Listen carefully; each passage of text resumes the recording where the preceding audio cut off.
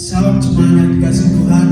Saya percaya kiranya Tuhan mengalir di setiap rumah kita, sehingga Tuhan memberkati bangsa kita, Tuhan memberkati rumah tangga kita, dan memberkati saudara dan saya. Mari kita berdoa, kita mulai pada pagi hari ini dengan sukacita. Tuhan Yesus, kami bersyukur atas kasih setia-Mu yang Kau curahkan untuk kami, Tuhan, sehingga kami beroleh kekuatan, kami beroleh kesehatan untuk memuji memuliakan Engkau. Kami percaya nama-Mu layak ditinggikan sampai selama-lamanya. Dalam nama Tuhan Yesus Kristus kami berdoa. Amin.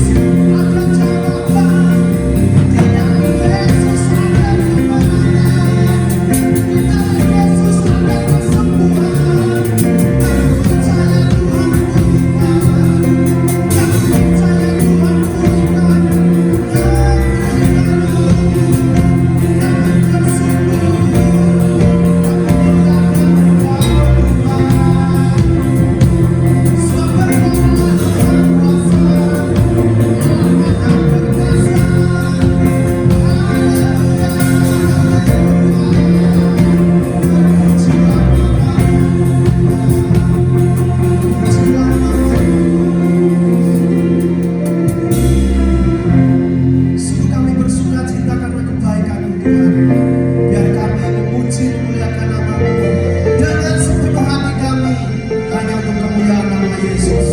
Di dalam nama Tuhan Yesus Kristus, amin. Mari semuanya tetap semangat memuji nama Tuhan, biar nama Tuhan kita semakin ditinggikan. Haleluya.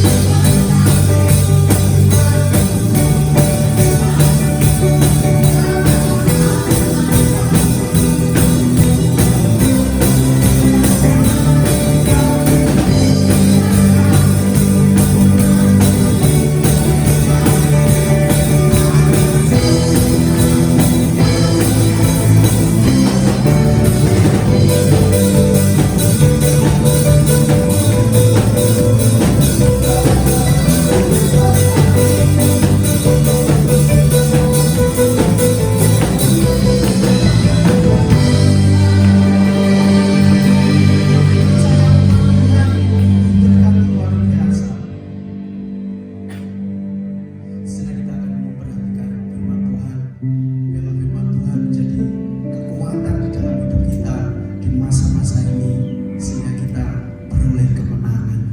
Terpujilah nama Tuhan.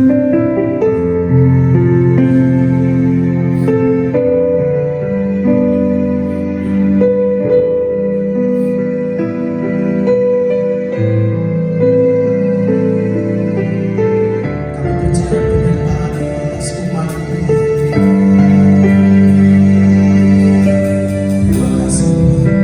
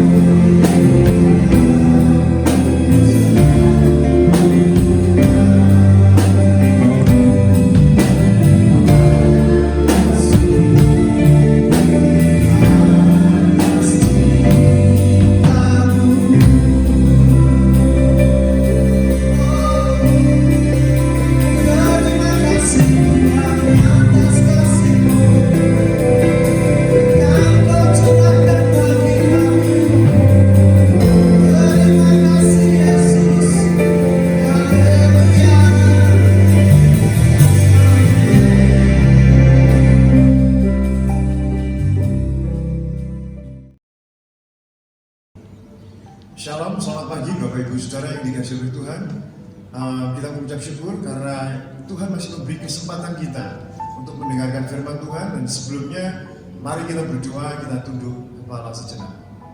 Bapa yang di surga, kami mengucap syukur karena Tuhan baik bagi kami di tengah-tengah wabah yang tersebar di seluruh muka bumi ini, termasuk di negara kami Indonesia. Tuhan, Engkau masih memberi kami kesempatan untuk mendengar firman Tuhan yang adalah penopang segala sesuatu yang ada di jagat raya, di alam ciptaan ini Tuhan. Dengan firman-Mu Kau menopang segala yang ada dengan penuh dengan kekuasaan. Itulah sebabnya Bapa, buka hati kami, pikiran kami untuk kami mendengarkan renungan firman Tuhan ini menjadi kekuatan yang menopang hidup kami. Terima kasih ya Bapa.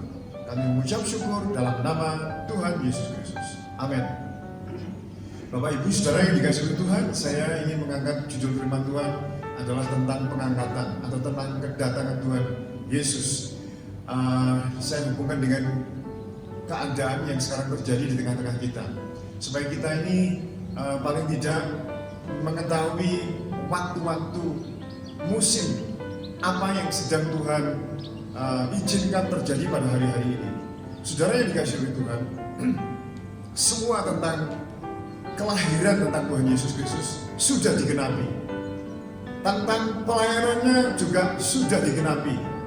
Bahkan tentang kematiannya dan kebangkitannya juga sudah digenapi. Dari nubuat-nubuat, nabi-nabi, rasul-rasul, dan juga utusan-utusan Tuhan, semua sudah digenapi. Yang belum digenapi adalah tentang kedatangan Tuhan. Nah, Bapak Ibu Saudara dikasihi Tuhan, kita mengucap syukur walaupun kita sedang hidup di zaman yang serba mengkhawatirkan, membuat deg-degan hati kita, membuat kita cemas. Tetapi kita adalah generasi yang menyaksikan penggenapan janji-janji Tuhan, dan juga penggenapan kejadian-kejadian di seluruh muka bumi ini, supaya kita ini mengetahui bahwa firman Tuhan ya dan amin. Nah, Bapak Ibu Saudara yang dikasihi oleh Tuhan, hal-hal yang sedang kita lihat seperti yang dikatakan dalam kitab Matius pasal 24. Kalau saya lihat Matius 24, ada beberapa ayat yang akan saya bacakan tentang akhir zaman dan juga tentang pengangkatan. Matius 24 ayat 3 mulai. Ketika Yesus sedang duduk di atas bukit Zaitun, datanglah murid-muridnya kepadanya untuk bercakap-cakap sendirian dengan dia. Kata mereka, katakanlah kepada kami bila manakah itu akan terjadi, dan apakah tanda kedatanganmu dan tanda kesudahan dunia. Kesudahan dunia bahasa umumnya kerennya itu kiamat, saudara ya. Jawab Yesus kepada mereka, waspadalah supaya jangan ada yang menyesatkan kamu. Hari-hari ini kita banyak bingung dengan pengajaran-pengajaran di YouTube, di Twitter, di Facebook, di media sosial, saudara, dengan banyaknya pemberitaan yang simpang siur, membuat banyak orang Kristen juga kita menjadi bingung, saudara. Dan ini akan lebih bingung lagi nanti, sehingga kita hampir-hampir tidak bisa membedakan mana yang salah, mana yang benar. Tetapi ini memang sudah didebatkan sebelumnya. Waspadalah supaya jangan ada orang yang menyesatkan kamu. Ayat 5. Sebab banyak orang yang akan datang dengan memakai namaku dan berkata, akulah Mesias. Mereka akan menyesatkan banyak orang. Kamu akan mendengar deru perang, kabar tentang perang. Namun berawas-awaslah, jangan kamu gelisah. Sebab semuanya itu harus terjadi. Tentang peperangan, saudara. Dunia kita tidak pernah sepi dengan peperangan pertempuran di beberapa negara, saudara. Dan itu sudah digenapi dan sedang digenapi. Dan kita tidak tahu apa yang akan terjadi di hari-hari ke depan. Peperangannya mestinya ya akan lebih seru karena senjata-senjatanya lebih dahsyat. Dan ini akan menggenapi semuanya firman yang kita baca ini, saudara. Namun berawas-awaslah, jangan kamu gelisah. Ini pesannya Tuhan Yesus sendiri. Jangan kamu gelisah atau khawatir atau takut. Sebab semuanya itu harus terjadi, tetapi itu belum kesudahannya. Sebab bangsa akan bangkit melawan bangsa, kerajaan melawan kerajaan, akan ada kelaparan kelaparan. Bapak Ibu Saudara yang dikasihi Tuhan, kita sedang menghadapi virus corona. Yang terakhir yang saya dengar dari TV siaran itu korbannya di seluruh bumi, di seluruh dunia global sekitar 2 juta lebih.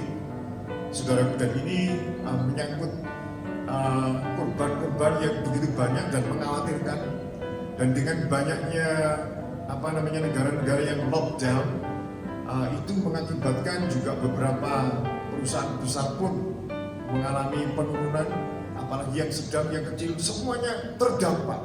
Dan ini juga akan mengakibatkan PHK, saudaraku, dan mungkin jumlahnya tidak kecil.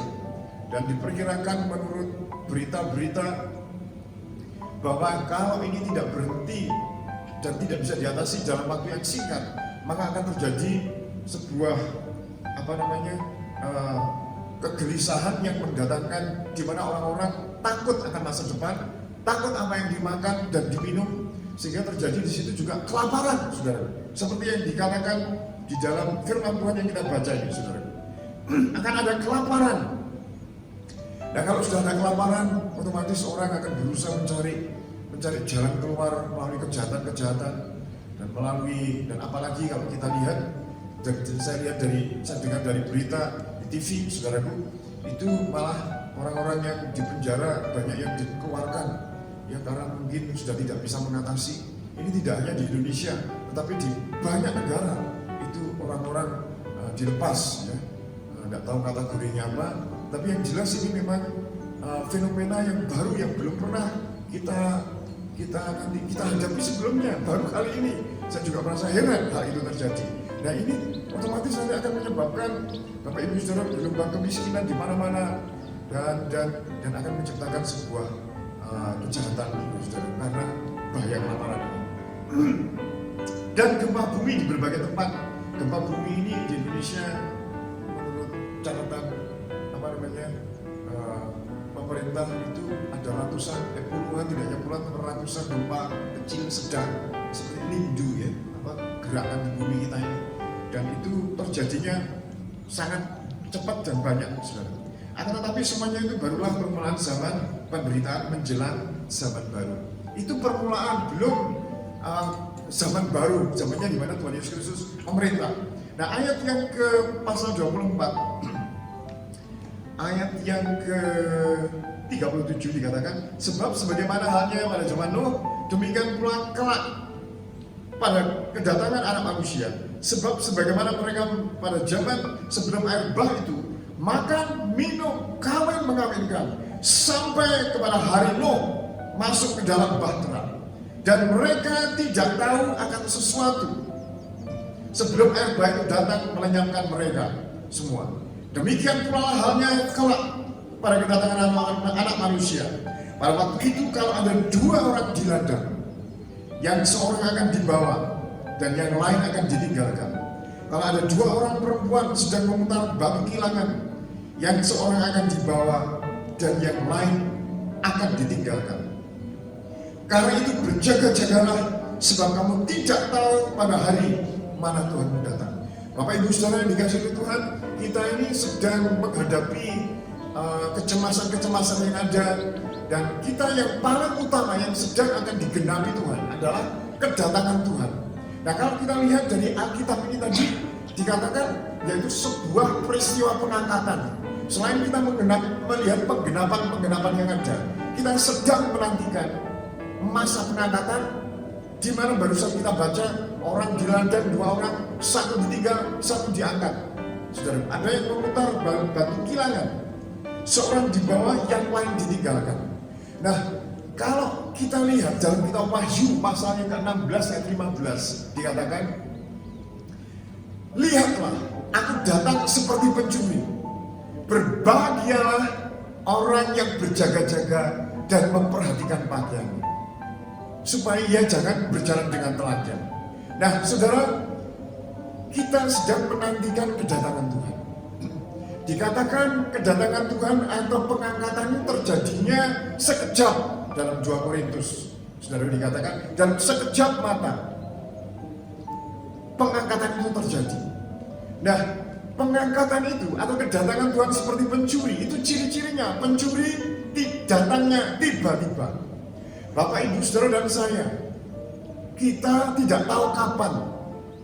Bisa jadi setelah saudara mendengar renungan ini pada malam nanti, atau bisa jadi besok atau minggu depan, dan kita tidak pernah tahu kapan Tuhan akan datang seperti pencuri itu, saudara. Yang pertama, datangnya tiba-tiba. Yang kedua, pencuri datang tidak mengumumkan kedatangannya. Itu sangat jelas sekali bahwa kedatangan Tuhan itu memang seperti pencuri, kayak maling, begitu. Mendadak dan tidak ada pengumuman yang dikumandangkan oleh seorang pencuri.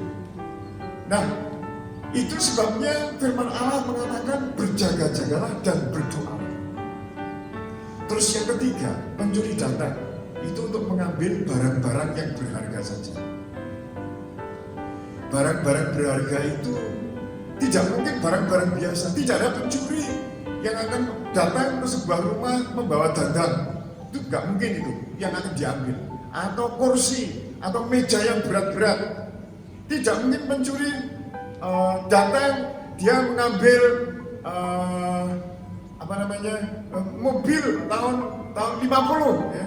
Ya, dan itu bisa ditinggalkan barang-barang seperti itu. Jadi pencuri datang hanya mengambil barang-barang yang berharga, emas, berlian, atau surat-surat berharga di situ, saudara, dibawa.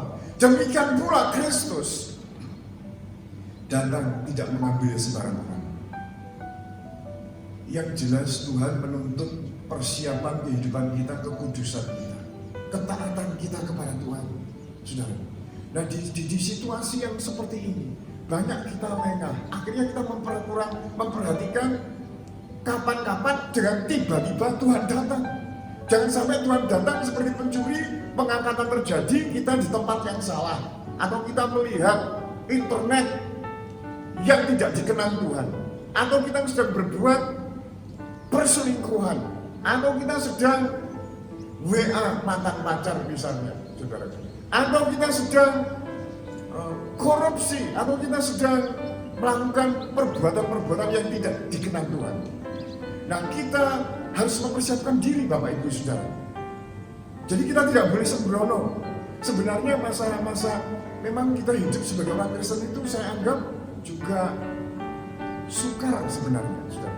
Tapi kalau kita bersama dengan Tuhan, kita bisa mengatasinya dengan kekuatan, dengan topangan Roh Kudus. Kita harus mempunyai ada waktu untuk berdoa. Kita ini sebetulnya tidak punya banyak atau cukup waktu untuk kita mempelajari, mempersiapkan hidup ini ke surga. Karena saudara, ke surga itu kita harus tahu kebenaran. Kita bagaimana tahu kebenaran? Kita mencarinya. Bagaimana kita mencarinya? Kita harus mempelajari di rumah. Kita kadang-kadang melihat perbandingan dengan bahasa lain, saudara. Dan kita juga harus datang di ibadah, di komsel, di pertemuan-pertemuan, di seminar untuk mempelajari kebenaran firman Tuhan. Sedangkan kita waktu kita yang tidak begitu banyak, sayangnya kalau kita mempelajari kebenaran saja waktunya tidak cukup untuk mempersiapkan kekekalan nanti, saudara. Apalagi kalau kita sudah waktunya nggak cukup, kita gunakan semau gue, seenaknya kita sendiri, kita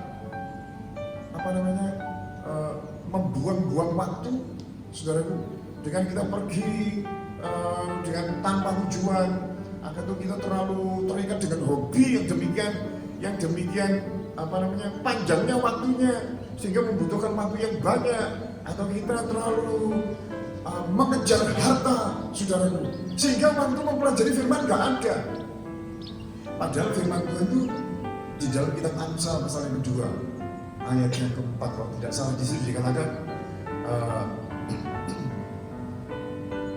firman Tuhan mengatakan bahwa jikalau engkau mencarinya seperti mencari perak dan mengejarnya seperti mengejar harta terpendam, maka engkau akan memperoleh pengertian tentang takut akan Allah. Sedang orang mengejarnya aja belum tentu dapat. Karena banyak firman Tuhan yang termeterai, yang sulit dimengerti. Kita mengejarnya belum tentu dapat. Nah repotnya akhirnya kita dapat tapi nggak ngerti, saudara. Nah setelah kita ngerti menjadi rema, bagaimana kita mengeterapkan, itu memang menjadi kita ikut Tuhan, mempersiapkan kekekalan. Itu perlu cukup waktu mempelajarinya. Nah kalau waktu aja sudah hampir nggak cukup, karena kita cari nafkah, kita membangun keluarga, memperhatikan anak-anak, memperhatikan orang tua dan sebagainya, saudara. Nah itu pun kalau saudara masih menggunakan waktu untuk hal-hal yang kurang penting, maka kita tidak bisa mempersiapkan hidup kita untuk ketemu Tuhan dengan matang, dengan persiapan, saudara. Tadi dikatakan firman Tuhan bahwa yang diambil itu pasti barang-barang yang berharga. Nah, kalau kita menjadi orang Kristen yang biasa-biasa, saudara, kadang-kadang ke gereja yang ngantuk, ke komsel terlambat, kadang-kadang malah nggak komsel sebulan 2 bulan. Baca firman kalau ya sedang pengen saja baca firman atau enggak, ya enggak gitu. Kadang-kadang seminggu kita ditaruh di suatu tempat malah tidak kita baca. Hanya kalau kita dengar kalau ke gereja saja, saudara. Dan model-model kekristenan kita yang suam-suam, yang tidak ada semangat di jalannya, saudara, kita ubah sekarang. Kalau tidak, kapan lagi waktunya? Nah siapa yang ubah? Ya kita sendiri. Kita harus mulai melangkah hari ini. Karena tidak punya banyak waktu yang Tuhan berikan kepada kita. Nah saudaraku, pengangkatan terjadi. Saya tidak tahu, mungkin nanti seorang bapak kehilangan istrinya, atau tahu pegawai yang terbaik di sebuah perusahaan atau hilang, atau mungkin saya gambarkan seorang pilot yang lahir baru mencintai Tuhan, pengangkatan hilang begitu, saudara. Sedangkan kita yang hidup, atau tukang becak atau orang yang sedang di pasar atau di ladang diambil oleh Tuhan. Nah, itu orang-orang yang masih hidup, sedangkan yang sudah meninggal kuburnya juga akan terbuka dan akan menyongsong Tuhan di udara. Dan ini terjadi kegaduhan, saya kira berita di seluruh dunia, banyak orang-orang hilang, saudara. Dan saya tidak mengungkapnya bagaimana ini nanti berita selanjutnya, tetapi di sini saya akan memberitahukan kepada kita semua, Bapak Ibu Saudara, bahwa wabah corona atau kelaparan atau Ebola atau SARS atau flu babi atau peperangan, gempa bumi dan sebagainya, itu memang sudah dinubuatkan dan itu terjadi dan memang harus digenapi. Sekarang yang bagi kita anak-anak Tuhan, Bapak Ibu Saudara, ini sebetulnya waktunya kita bertobat, kita mengadakan pemberesan. Mungkin kalau ada pertanyaan, bagaimana Pak? Saya harus mempersiapkan supaya terangkat. Yang pertama, harus ada pemberesan, Bapak Ibu Saudara. Beres dengan suami, dengan istri, dengan anak-anak. Membereskan diri kita dengan sesama. Membereskan diri kita dengan Tuhan, supaya kita ada pengampunan, penyucian darah Kristus. Yang kedua, setelah kita membereskan hidup kita secara serius, yang kedua, kita harus berjaga-jaga dan berdoa. Berjaga dan berdoa harus ada di dalam hidup saudara. Jangan sampai lengah. Orang yang lengah pasti akan mengalami dampak yang buruk. Bisa-bisa ketinggalan dan akhirnya banyak hal-hal yang menimpa bumi kita ini yang begitu mengerikan akan terjadi. Saya harap kita semuanya, saudara-saudara yang mendengar firman Tuhan ini adalah orang-orang yang mempersiapkan diri. Yang pertama, kita mengadakan pemberesan pertobatan yang murni. Yang kedua, kita berjaga-jaga dan yang berdoa. Dan yang ketiga, kita jangan menimbun harta di bumi ini. Di bumi yang karat merusakkannya. Pencuri membongkar serta mencurinya. Kumpulkanlah hartamu di surga. Inilah waktunya kita untuk menabur pelayanan pekerjaan Tuhan. Misi-misi, penginjilan, pemberitaan. Saudaraku, kasih Tuhan kepada orang lain, kepada yatim piatu, mereka yang miskin, dan mereka yang perlu uluran tangan daripada kita. Kapan waktunya kalau tidak sekarang, saudaraku? Dan inilah saat yang tepat kita mempraktikkan firman Tuhan. Saya yakin dan percaya bahwa bila kita bertindak sekarang ini dan membenahi hidup kita, maka kita akan menjadi orang-orang yang bahagia karena kita sudah mempersiapkan diri kita untuk siap celaka. Saya kira demikian firman Tuhan. Saya harap firman Tuhan ini menjadi berkat bagi kita semuanya. Mari kita tunduk kepala, kita berdoa, Bapak Ibu Saudara. Bapak yang di surga, kami mengucap syukur karena Engkau perkenankan kami mendengar sedikit firman Tuhan, supaya kami berjaga-jaga menanti kedatangan Tuhan. Karena kedatangan-Mu itu mendadak seperti pencuri. Buatlah kami siap sedia Tuhan. Tuhan, tolong kami semua untuk memperbaiki, membenahi hidup kami di saat-saat seperti ini, sehingga kami pun tidak akan menyesal di kemudian hari karena tertinggal. Kami mengucap syukur Tuhan akan firman yang diberikan kepada kami sebagai peringatan, sebagai penghiburan juga, bahwa di tengah kekalutan dunia dan apa yang sedang terjadi, Engkau memberi harapan, Engkau memberi keteguhan, topangan-topangan untuk meneguhkan iman kami. Terima kasih Bapak. Kami mengucap syukur di dalam nama Tuhan Yesus Kristus. Kami serahkan doa permohonan kami. Haleluya. Amin.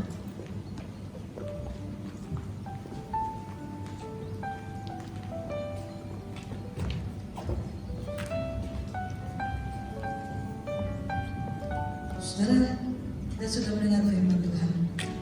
Hari-hari ini memang hari yang sehat. Jadi saya berharap melalui firman Tuhan, melalui waktu-waktu yang Tuhan sediakan, karena kita harus stay at home, maka kita akan lebih banyak untuk belajar mengenal siapa Tuhan kita. Saya sudah mendengar beberapa jemaat yang bercerita dan kontak dengan saya bahwa ketika stay at home, keadaan yang serba minim ya sekarang ini, atau pas penghasilan yang sangat berkurang, justru di situ mereka menemukan rema ketika mereka sedang membacanya. Mereka menemukan janji-janji Tuhan, sehingga mereka rasanya mereka tidak bolehlah benar-benar aku menikmati ini. Yang ada yang ketemu dengan Mazmur 23, artinya apa? Banyak sekali. Saya berharap seluruh jemaat akan menikmati itu. Saudara, ada pengumuman bagi kita yang masih tetap ibadahnya melalui streaming. Youth hari Sabtu 6:30 ada di IG-nya Youth. Kita ada ibadah streaming bersama. Saya berharap seluruh youth menikmatinya. Karena kita stay at home, maka lebih banyak kita menikmati hubungan kita dengan Tuhan. Ayo perbaiki. Seperti firman Tuhan katakan tadi, mari kita memperbaikinya. Saya yakin bahwa hidup kita akan dipulihkan. Ini Tuhan sedang berbicara kok lewat keadaan ini. Jadi nggak perlu takut ya, nggak perlu gelisah, nikmati saja keadaan ini. Saya percaya saudara akan menjadi semangat dan akan mengerti firman Tuhan lebih dalam lagi. Saudara, pengumumannya jadi yang lainnya adalah tetap kita melakukan ibadah dengan tata cara ibadah, hormati Tuhan ketika beribadah. Jadi saya percaya bahwa Tuhan itu hadir ketika kita mengadakan ibadah bersama-sama. Tidak ada pengumuman yang lain. Mari kita berdiri bersama-sama. Kita akan tutup ibadah pagi hari ini. Kita angkat tangan kita ke surga. Kita bersyukur karena Tuhan itu baik. Bapa, pagi hari ini kami bersyukur kepada-Mu. Sungguh Tuhan, semua yang terjadi ini memang Kau izinkan. Engkau sedang berbicara kepada manusia, kepada kami anak-anak-Mu. Engkau menginginkan hati kami itu berbalik kepada-Mu, untuk mendekat, mencari-Mu. Kami sadar bahwa kami memerlukan Engkau. Ada banyak hal ternyata di muka bumi ini yang di luar kemampuan kami, dan itu sudah ada sekarang ini Tuhan. Kami bersyukur buat kemurahan-Mu yang lebih dari hidup. Tuhan, nyatakan kasih-Mu kepada kami. Buatlah kami mengerti akan kehendak-Mu. Sekarang kami sepakat berdoa, Tuhan, untuk bangsa dan negara kami. Tuhan, kami bersama-sama memberkati bangsa dan negara kami. Kami berdoa buat Bapak Presiden dan seluruh jajaran pemerintahannya, sampai kepada Bapak Lurah, Bapak RT. Tuhan, kiranya hikmat-Mu turun kepada beliau. Tuhan, kasih setia-Mu turun Tuhan, untuk mengatasi situasi kondisi negara kami ini. Kami percaya apabila kami gereja-Mu berbalik kepadamu, merendahkan hati, maka keadaan seperti ini tidak akan lama lagi berlangsungnya. Karena Kau dapati hati yang berbalik. Kami berdoa bagi Tuhan, umat-Mu, bagi tenaga para medis. Kiranya Tuhan memberkati mereka, memberikan kesehatan ekstra, kekuatan untuk mereka menolong Tuhan dalam situasi kondisi ini di dalam nama Yesus. Kami juga memberkati Kota Ngawi dengan kasih setia Tuhan. Pagar-Mu, penjagaan-Mu ada pada kami, sehingga kami yang tinggal di Kota Ngawi mengerti bahwa kami sedang menyembah Tuhan yang besar, yang namanya Yesus Kristus. Terima kasih buat kemurahan. Terima kasih Tuhan kalau kami boleh beribadah pagi hari ini. Kiranya kami semakin kuat, kami dibangun Tuhan melalui konsel yang ada, kami tetap melakukannya dengan setia. Kami percaya bahwa kekuatan Roh Kudus akan turun atas hidup kami. Roh Kudus, penyertaan-Mu kami butuhkan, penghiburan-Mu kami butuhkan. Diberkati saudara-saudaraku, engkau dengan kekuatan ilahi. Diberkati keluarga-Mu, diberkati kesehatan-Mu, dicukupkan apa yang menjadi kebutuhan kita. Kita diberkati untuk menjadi berkat. Di dalam nama Yesus Kristus, Tuhan menjagai keluarga kita. Kesehatan, kekuatan ada pada kita, sehingga kita bisa memuliakan nama Tuhan. Tuhan, selidikilah hati kami sampai yang terdalam. Dan kami percaya kami menyelesaikan ibadah ini dengan sukacita karena Engkau ada bersama dengan kami. Dalam nama Yesus Kristus.